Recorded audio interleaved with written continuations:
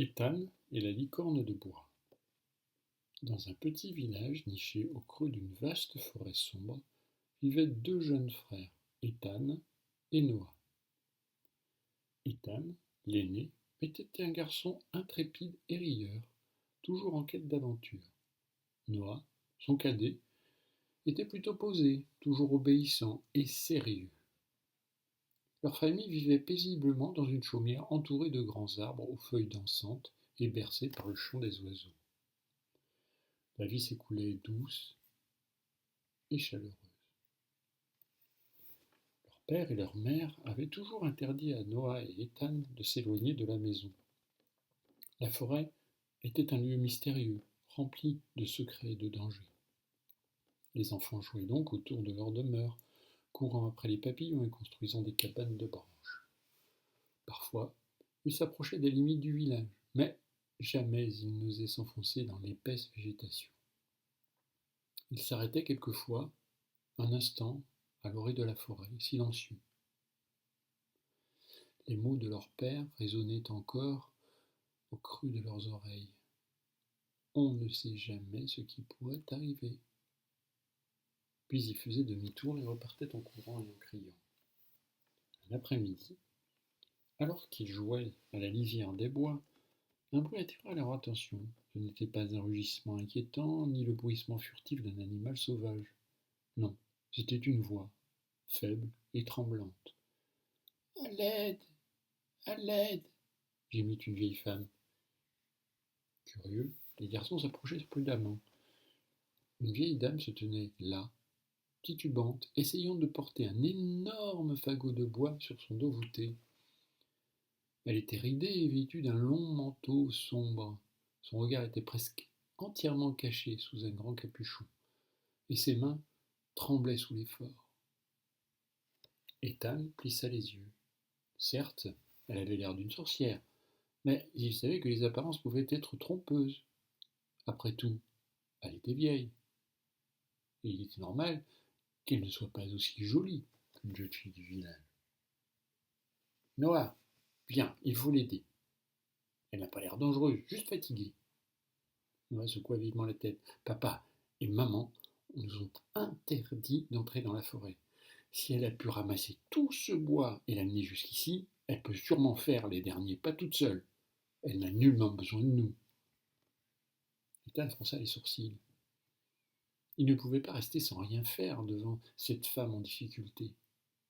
La vieille gémit de nouveau, suppliant. « S'il vous plaît, aidez-moi !» Il jeta un dernier regard à Noah, puis sans plus hésiter, il s'élança vers la vieille dame. Noah prit de panique, courut en direction de la maison pour prévenir leurs parents. Ethan arriva près de la vieille femme. Il eut peur d'elle en arrivant à son niveau, mais l'aida quand même à soulever le gros fagot de bois. Il était bien plus lourd qu'il n'avait imaginé, mais avec beaucoup d'efforts, il réussit à le porter jusqu'à la limite de la forêt. Lorsqu'ils atteignirent un endroit sûr, la vieille dame s'assit sur son fagot, reprenant son souffle. Elle observa un moment Ethan, et un léger sourire éclaira son visage. « Tu es un garçon courageux, dit-elle d'une voix douce et profonde. Tu as écouté ton cœur, et pas seulement les règles. Parfois les règles sont là pour nous protéger, mais parfois elles nous empêchent aussi de faire le bien. » Ethan rougit, un peu confus. « Je veux juste vous aider. » La dame fouilla dans son manteau et en sortit un petit objet en bois. C'était une licorne finement sculptée aux détails délicats. Elle le tendit à Ethan. « Prends ceci. Elle t'apportera chance et courage. Tu as fait preuve de bonté aujourd'hui, et le monde a besoin d'âmes comme la tienne. » Ethan accepta le cadeau avec émerveillement.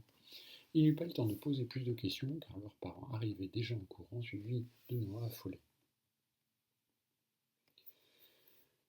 Mais au moment où les parents arrivèrent à proximité de la lisière de la forêt, la vieille femme disparut sous les yeux d'Ethan, comme une brume qui s'évanouit au lever du soleil. Ethan regarda autour de lui, mais elle s'est volatilisée. Le silence s'installa. Noah arriva le premier, suivi de papa et de maman.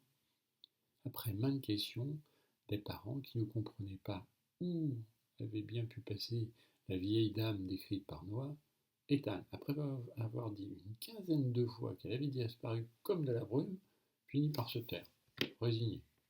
De retour à la maison, Ethan plaça la petite licorne en bois sur sa table de chevet. Cette nuit-là, alors qu'il dormait, un étrange phénomène se produisit.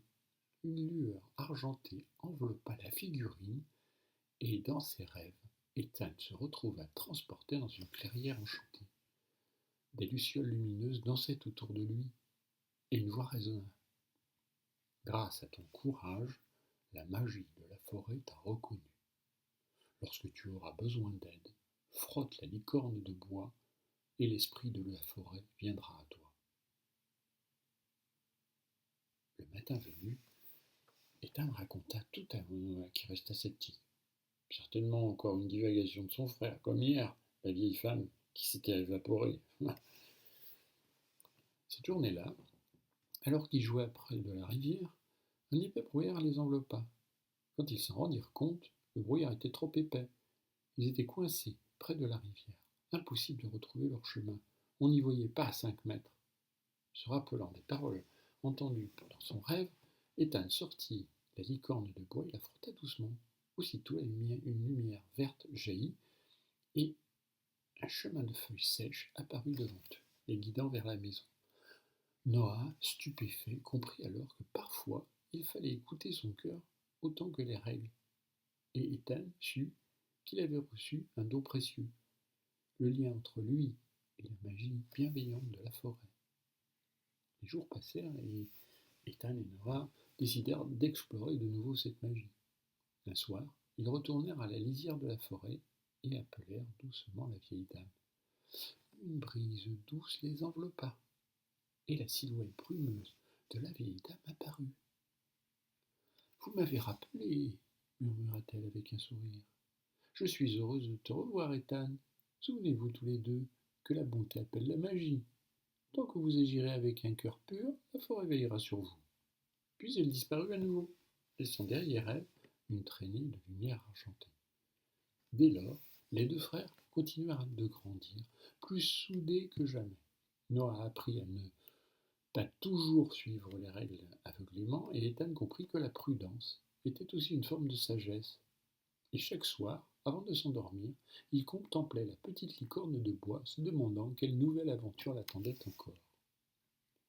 Les règles sont importantes, mais il faut aussi savoir écouter son cœur.